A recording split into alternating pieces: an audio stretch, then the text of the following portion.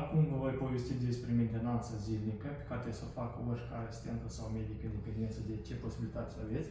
În primul rând trebuie să deconectați dispozitivul, apăsăm butonul roșu pentru deconectare, respectiv apăsăm și butoanele din spate.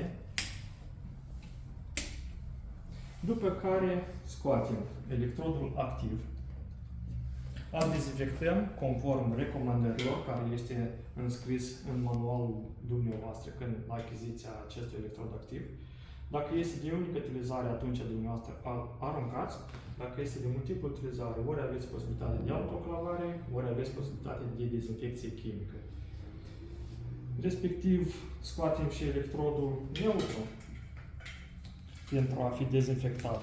Dumneavoastră scoateți electrodul neutru, îl ștergeți cu cârpă cu spirit sau dacă aveți în caz ceva mai grav, puteți să-l autoclavați. Scoatem cablul de interconectare, care vă recomand să ștergeți soluții de spirit de 70%. După care scoatem furtunul pentru aspirarea fumului. Tragem atenția că aici avem un filtru pentru particule. Observăm că pe el se sedimentează murdărie de la o utilizare îndelungată.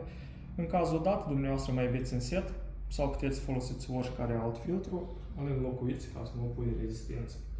Cu timpul, dumneavoastră o să observați că aici vă indică diferite niveluri de uzură. Dacă o să fie la nivelul roșu, atunci dumneavoastră trebuie să înlocuiți filtrele. Mai aveți în set 3 aceste filtre.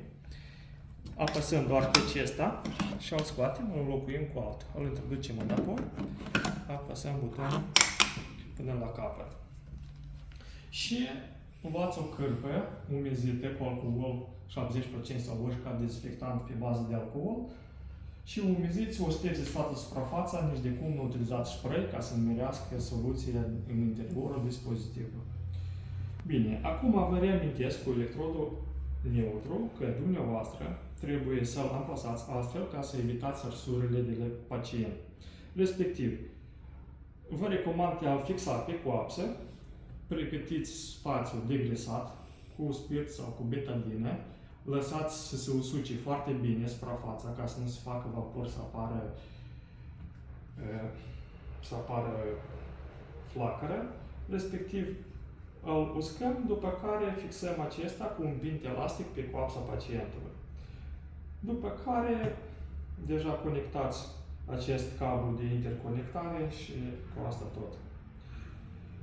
Cu dispozitivul, dacă mai aveți careva întrebări, deja puteți să vă adresați la inginerii dumneavoastră și în principiu asta e tot.